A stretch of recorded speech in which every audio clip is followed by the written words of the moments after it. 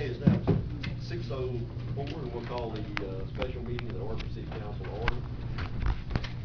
Present is Mayor Gary Hammond, Mayor Wilson, Jeff Perry, Chris Rich, Candy Myers, David Gold, as President.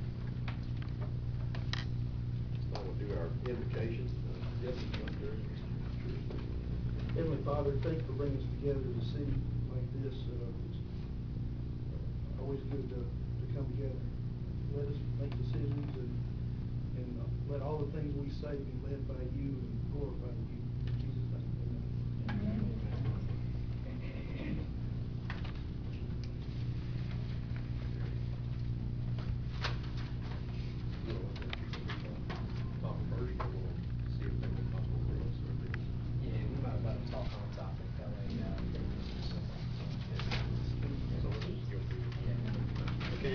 Business, item 6 is discussion and consideration to act on the passage of ordinance number 47712, amending the city sign regulations. Everybody got a copy of that and read the summary report there? Yeah, good job. Anybody have any questions? I'll move that we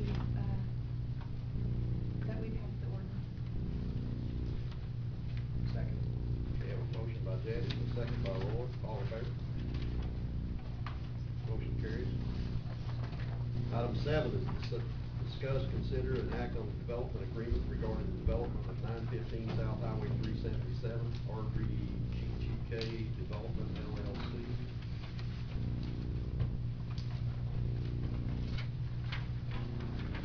This is to enter into the development agreement with the family doctor. I move that we approve the development agreement between the City of Aubrey and Aubrey G2K Development LLC and authorize the mayor to execute the development agreement subject to approval as to the form of the development agreement by the city attorney. Okay. We have a motion by Debbie, second by David. All in favor? Okay, motion carries. Item 8 is discussion and consideration of action on adopting the police eyewitness policy mandated by the state of Texas. This has already been presented by Tommy at the last agenda. Have a motion. Second. Motion by Roy and second by Jeff. All in favor? Motion carries. At this time, we're going to have discussion and consideration to act on participating in the Denton County Health Department's aerial spray program of the West Nile virus. And how many people we got that want to speak on this issue? One. Just one? Just one? You're up. One. So, that's a thought we'd have plenty more.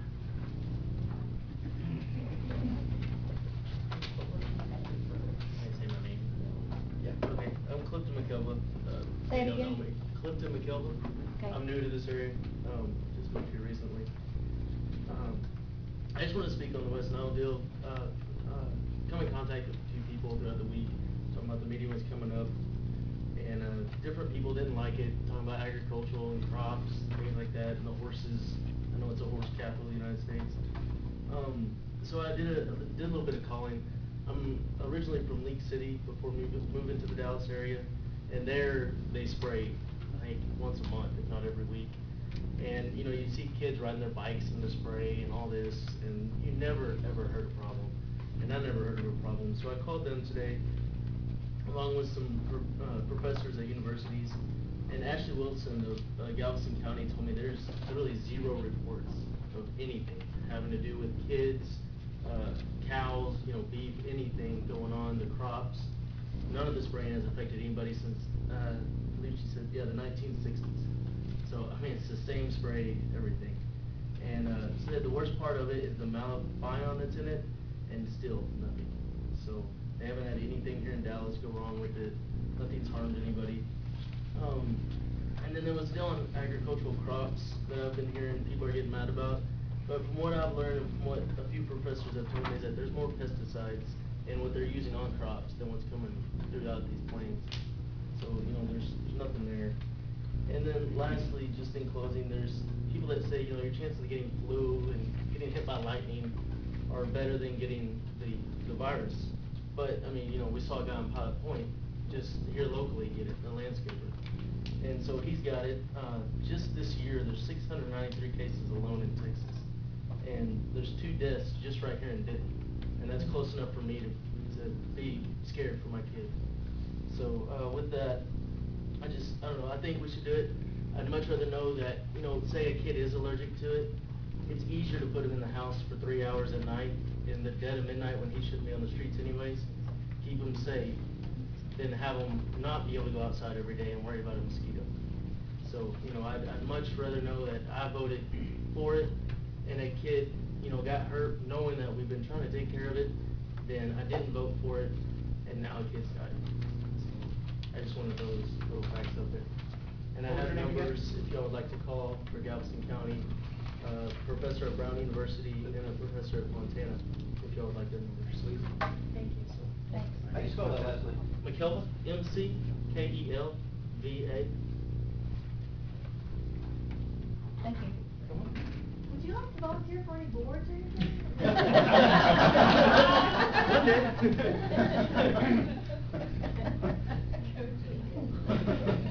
God, Janet. Thank you very much. Yeah, we appreciate it. Would anybody else like to get up and speak on this issue? Okay. I'd like to obviously talk about the issue before we get started. And I think your statistics actually are important. And I think there's a bunch of questions that people have in regards to the spraying for West Nile virus. So you're worried about your kid going outside and getting bit by a mosquito and contracting West Nile virus. Are you also concerned to the point where you shelter your kids from a flu? I mean, they don't go into public when other people are coughing or sick or something like that? Right, well, I think, you know, you can give them a flu shot, and with the mosquito, we can give them a air shot. Right, but you're also subjecting, I mean, the flu shot is for your child only. This mosquito Right. spraying is for everybody in the community, whether they want it or don't want it. Right. And I think that's where the issue stems for me.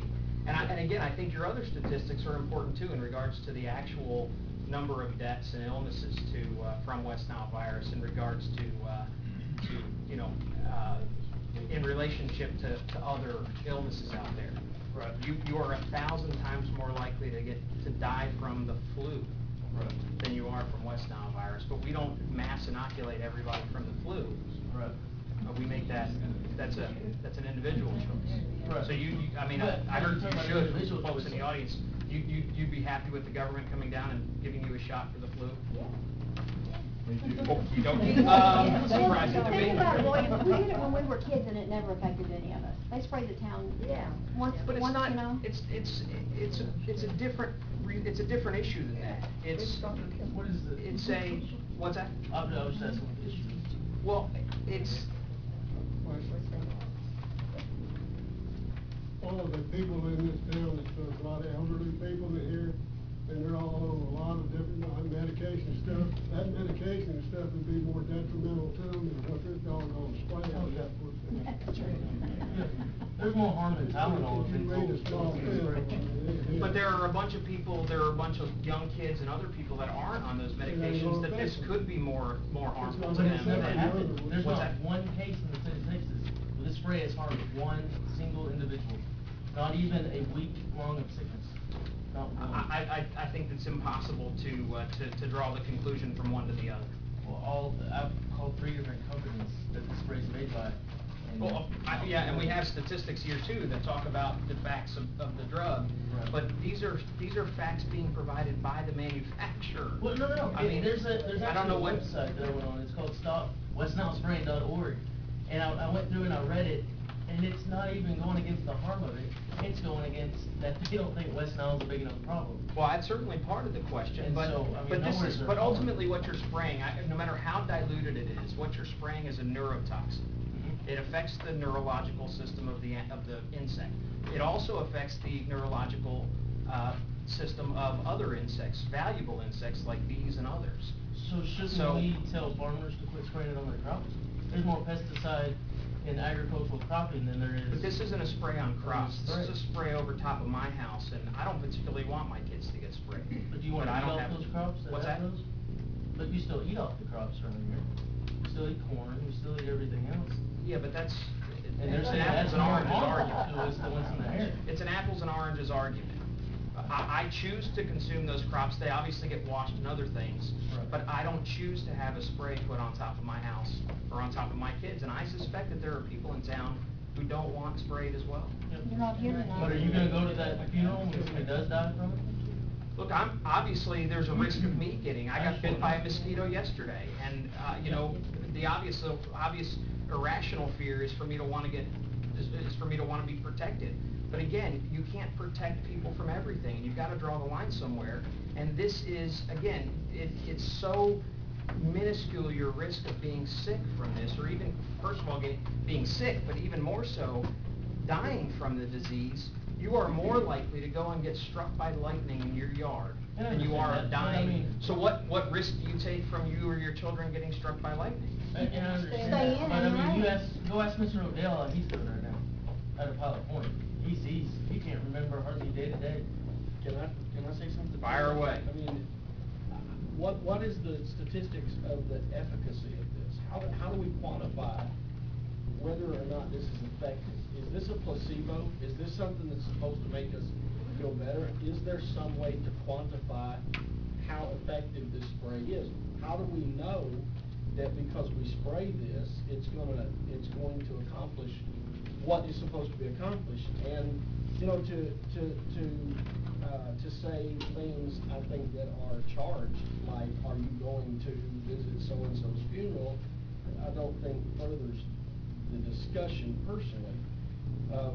I think that we need to look at this from a scientific and not a passionate standpoint. Are we actually helping anybody, and do we know that we're helping anybody? And as a citizen of North Main Street, I would like to know. Well, and I think there are other questions too. So, it's supposed to kill any living mosquito, but the day after we spray, any new mosquito that's born isn't gonna be affected by the disease, and neither are those mosquitoes that now reside in Grayson County to the north of us that might decide to fly into Aubrey the day after we spray. So, again, the logic to me is, it doesn't make a whole lot of sense. I don't see a huge amount of benefit from spraying, and I'd rather not spray than spray, but again, I'm one vote of 5 on the council, and we'll see how it ultimately goes. Let me ask you this. If you were to reject the spraying business over here, and then month or 2 months, we had an elderly person or something come down and passed away. Now, could you live with that? I mean, knowing that you was implemented to vote, not to spray the city? I mean, you'd have that on your mind and conscience. Can you live with that? Bill, I make decisions every day. Yeah, I know all about these decisions, but I'm asking you a direct question. Could you live with that? Yeah, as much as I could live with the Oh, you fact that, can? yeah, I mean, I. Well, why? Roy? Yeah. I take chemo, and I take a shot every Friday, which affects my immune system.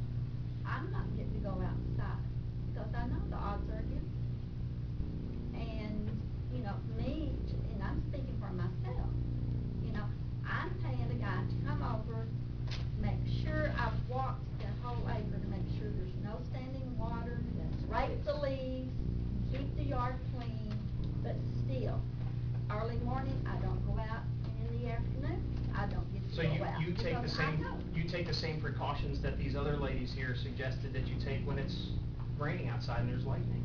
You make sure that you don't subject yourself to a circumstance that might be harmful to you. And there's no difference with this. And again, the point that everybody's missing is, the odds of you getting sick with this are there's almost zero.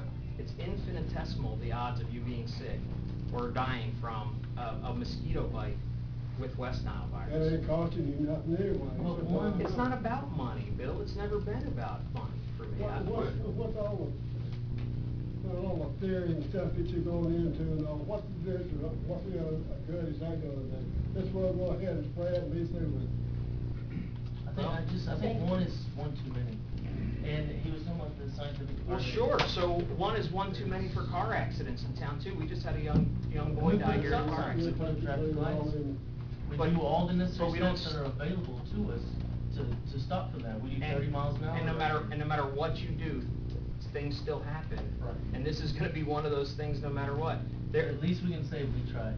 It would be interesting to see, I tried to get the information today, and this will be my last point, and then the mayor can call for the vote on this, or any one of the council members can, but, has anybody seen any statistical data in regards to Dallas after they sprayed, and what the drop-off is in the number of West Nile cases? I don't have one for Dallas. Because Galveston does have one. Dallas just sprayed about 10 days ago. Right, Galveston does have one that they come out with. It's like a 70-page deal, so I wouldn't even print it off. But she said it is open for viewing, and it talks about, I think, the number of mosquitoes, the thickness, what happens every time they spray, how much it kills off, because they don't even have a West Nile problem. They just do it because, they're like mosquitoes down there. But, they do have a stat that comes out talking about it, so I didn't print it off. Well, I've had my say, I think it's obvious how I'm gonna vote, but, somebody wanna call for it, or any other discussion up here? I'd like to make a motion to participate in the area spraying.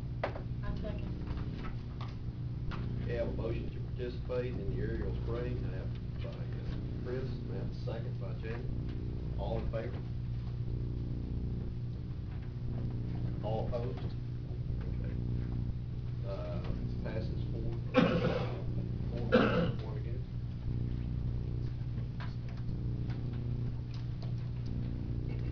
I'd like to say, I appreciate, your comments and, discussion.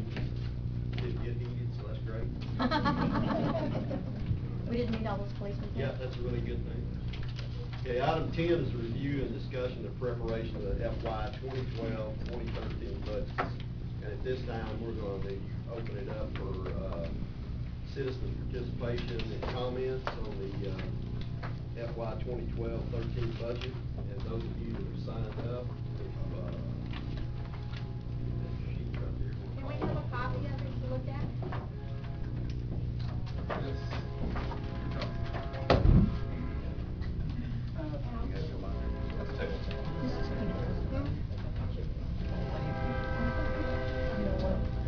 Gave you a form.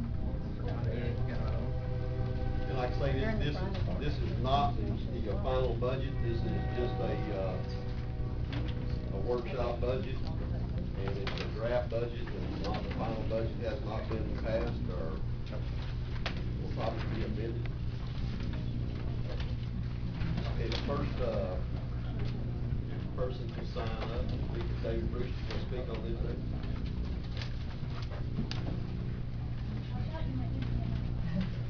Well, there you go. My name is David Bruce, Mr. Mayor and Council. Thank you for this opportunity to speak with you today. I'd like to preface my comments by saying I am not only a resident and employee of the city of Aubrey, I am also proud to be one of her sons. My father's father moved his family here some 70 years ago. One of our city streets is named after his mother, Mary Bruce. My mother's father, W.L. Hopper, served as the minister of the Assembly of God Church here. Many of us, my family, are still here, including my 95-year-old grandmother, Thelma Bruce. I understand the huge responsibility this council carries, and I appreciate the time and energy that each of our city elders put into preparing a budget. The fact that the need seems endless, but the resources are limited, is not lost on me. The officers of the Aubrey Police Department truly have a heart for service. Chief Payne has done an extraordinary job leading this department and has set a tone that fosters high morale among his officers. Chief Payne is a working chief who is not averse to manning a shift in addition to the many administrative tasks required of him. Many of those tasks left undone could cause serious legal difficulties for the city, as well as difficulties for his officers. In addition to Chief Payne, we have one school resource officer whose time is dedicated to Naval Middle School more than 9 months each year. Aubrey then has 3 police officers to patrol the city. If each officer works 40 hours, which means we can patrol a total of 120 hours each week without going on overtime or comp time.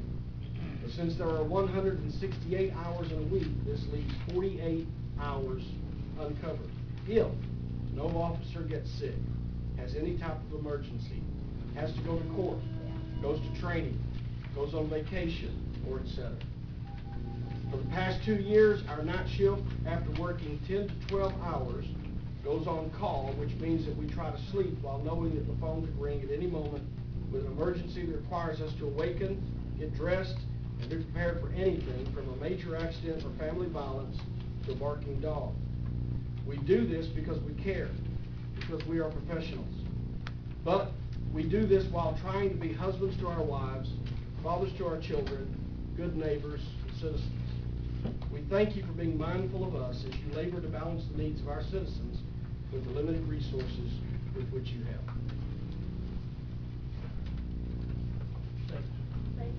Thank you, Evan. The, Philip Moore.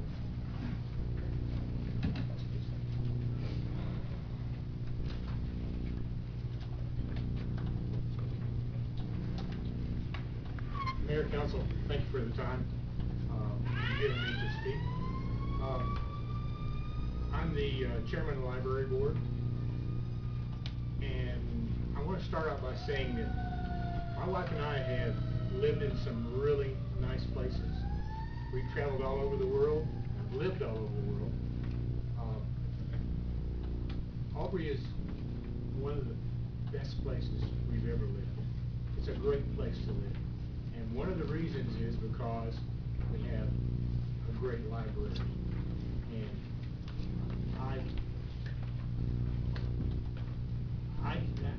I've seen a lot of libraries in my life because I like libraries and I go there. For a town this size, this library is phenomenal.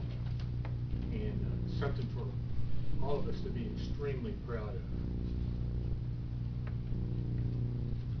2 years ago, August 2 years ago, we submitted a budget that was pretty hardcore. In fact, it would have caused us to take a big hit. The council, I think very wisely, and my heart goes out to you with thanks for not decimating the library. We understand budget problems. We've lived with the budget that we did in 2010, and we just ask you to go easy on us this year. Thank you.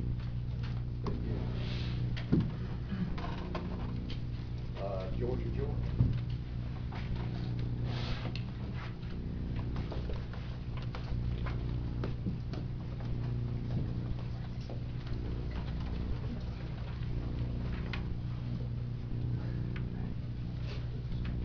Thank you for letting me speak. I am a citizen of Aubrey since 1966. I grew up on New Hope Road, and I'm not a spring chicken. And to me, I cannot see reducing things when you can raise the taxes just a minimum. People are proud of Aubrey. I can remember when this was a fire station, just a small section in here. And the library began in this hole here. It had a big old door that raised up. People donated books by the carload. And we went through those books, Joy Van Harmon and Carolyn Wilson and many others worked on getting our library started. Then we were in there, in that section in there. And we continued to work, and Aubrey's proud of their library. And when you start cutting things that help the city citizens, you are doing a disservice. And you're not doing a disservice when you raise the taxes enough that you can take care of making things good. Progress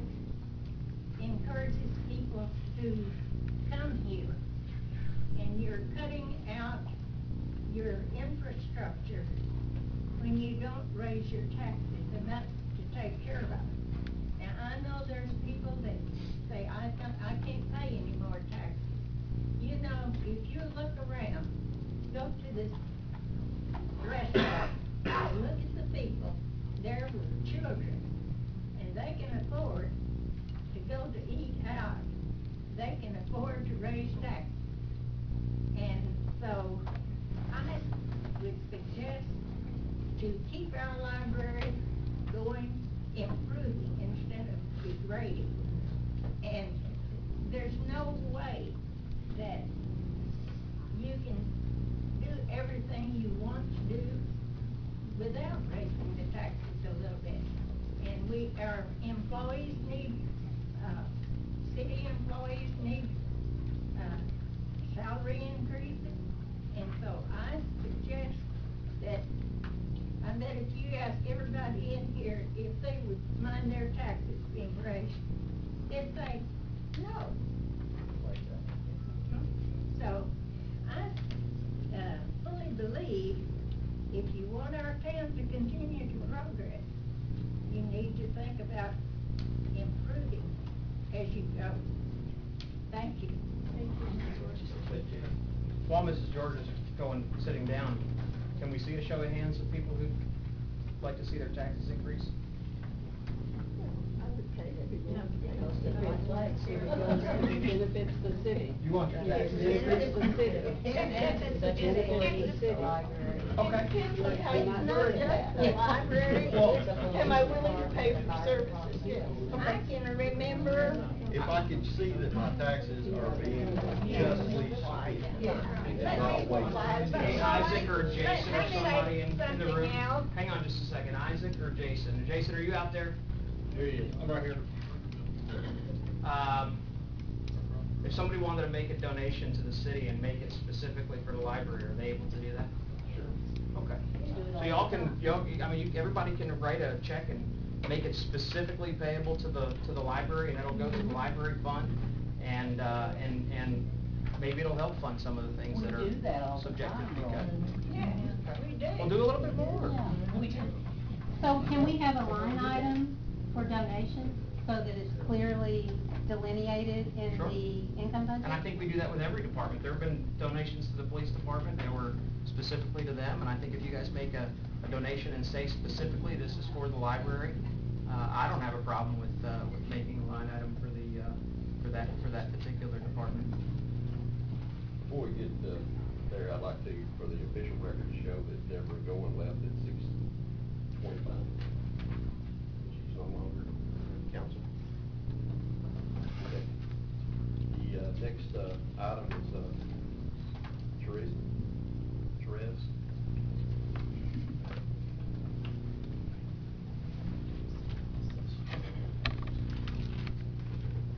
My name is Therese Berger. I just ask you not to be short-sighted in understanding the benefits that a library has to a community. Mr. Moore said it and George said it too. He from somewhere else, she from being someone who's lived here all her life. A library attracts people to a community, and this community is poised for growth right now. So don't degrade something that will actually bring people into your community and enrich lives. I think reconsider supporting it yourselves and not asking people for us to be begging and looking for donations. It's worthy of your taxes. Raising the taxes to support something that I think will bring growth to the area.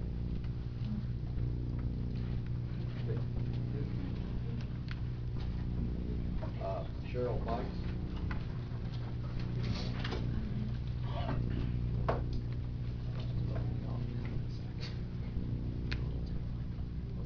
Mayor, councilpersons. My name is Cheryl Fikes. I'm one of those new citizens to Aubrey, along with my neighbor Betty Belcher. We came today to tell you that part of the reason we chose Aubrey was that it had a library. We single-handedly try and keep the library circulation up. My husband and I, we check out about, a dozen books every 2 weeks, if not more. And a library is a very important thing for us, and we were delighted to build a house just down the street from the library in the park.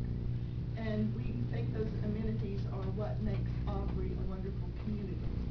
And so we know, I know, being on a fixed income as a retired person, how difficult it is sometimes to budget. And we have limited income and lots of expenses. And I know that there are many demands on the budget for the city, but I also want to urge, along with everyone else, that the library is an important facility and an important asset to Aubrey. And we hate to see it cut in any way, shape, or form. Thank you. Thank you. And Joe Nash?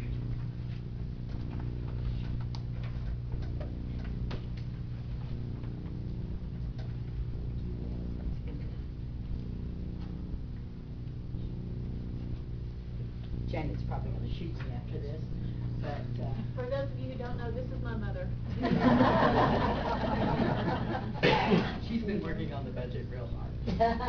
But we've been here for 13 years, and as a lot of you know, we have some properties here, and last year, my partners and myself paid about $38,000 in taxes to the city of Aubrey.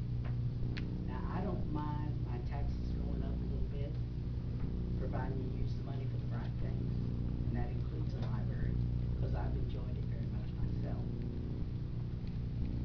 We need the sewer to work. We need the policemen to work. We need the potholes to be filled. And if you guys hadn't driven around amongst the neighborhoods, you'll see that we got quite a few streets that need some work. I think we ought to put a little money in the budget for repairing those streets before we have to rebuild them. That will cost us a fortune if we don't do that. A lot of them in Janet's subdivision really need some repair, and some in mine do the same. And I'm sure everybody else is the same.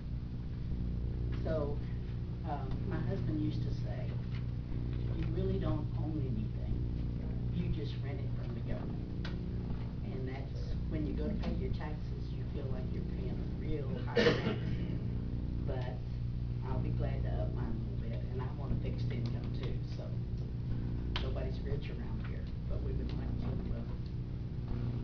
to see Aubrey thrive like it has been, because it's a great place to live, and I've enjoyed it very much.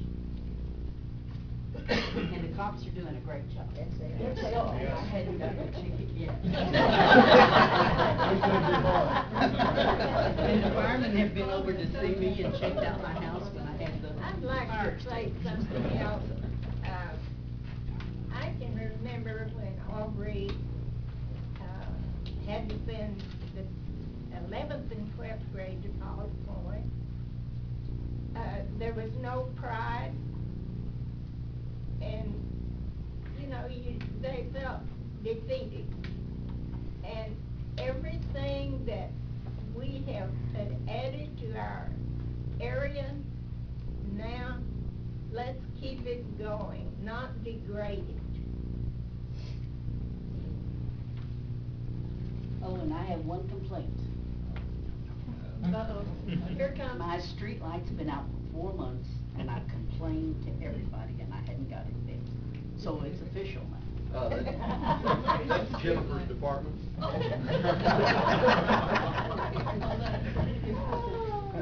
Hey, Jennifer, come. I'll see you tomorrow. Yeah, you know who to see tomorrow? For those of you who weren't here for previous budget discussions, I'll throw out some of the numbers that I was looking at in terms of pay in regards to the two departments, and I was comparing our police department to our library. And just so you guys know, we have some police officers who work here and they do a fantastic job here, and they really, really struggle to make ends meet. Some of them have to take some assistance to do that. And so we're not trying to take, in fact, we actually did raise taxes this year, a very tiny amount. So we're not trying to take money from the library and give it back to taxpayers or anybody else. What we're trying to do is we're trying to reallocate, or what I'm trying to do, what I'm arguing is we reallocate some of those funds to some folks who really deserve it and need it. And I also want to, so I'll tell you the numbers, but I want to be clear about something. I think that in the message that was delivered over the weekend in regards to what we're trying to do in terms of budget cuts and other things, some facts weren't clearly stated. And I want to restate them for the record for the room tonight. Specifically, two issues that were on that flyer or the email that went out. One talked about the Seniors in Motion program, and I promised last week that that program would continue either out of my own pocket or out of any money that I can raise. So we're not trying to cut any services or anything else. And rather than being forcefully, have my money taken by taxes, I want to voluntarily give my money to something that I think is important. So I've committed to do that. And I've also, in regards to our children's services down there, I made 2 phone calls and found 2 wonderful volunteers who'd be willing to take that over and do it at no cost to the city whatsoever. It wouldn't cost us a dime. And they're committed to keeping that children's program going. And so I don't want you guys to think that I'm sitting up here trying to cut without coming up with solutions or ideas or making commitments that I would ask any of you others to make. When I asked you to donate money or other things, I'm doing the same thing. I'm reaching into my pocket and I'm voluntarily giving that money to the library and to our community. So just so you guys understand some of the numbers, I looked at our cost for what we pay in salaries for every hour the library is open, and it costs us a little over $70 an hour in salaries for the time that our library is open. For how many people? Well, that's just a cumulative. I took the amount of salary we have for the year. For how many people? 6 or 7, but that's the number of people is irrelevant to the discussion. Let me explain to you the numbers. 3. You take the number of hours that the library is open, and you divide that into the number of the amount of salary, and that calculates how much you spend per hour while the library is open. Doesn't matter how many people, doesn't matter any of the other things. It's a really simple math problem. You take the salary, you divide it by the number of hours that the library is open, and it tells you what you pay per hour. And that number is over $70 an hour. For our police department, for every hour that our police department is open, we spend just a little over $20 an hour. So we pay 3.5 times hour-to-hour rate for our library to our police department. And again, one of the other things that you all probably don't know in here, if most of you are library patrons, you've all probably met my son. He works at our library, amazingly enough. Say again? And he's worked there and been a volunteer there almost the entire 12 years that I've lived in Aubrey. And my family loves the library just as much as you guys do. But there's got to be some give and take in terms of this budget. There's not enough money to do all the things we need to do, and we have police officers that are barely making ends meet. Some of them aren't making ends meet. So I would challenge you guys, where do you find the money if we don't take it from one department and give it to another? We can't raise taxes to solve this problem. Jason, do you have a number on, until we get to the rollback, what we could actually raise in taxes? $207,000. Oh, That's- and rollback rates? Give me just a second.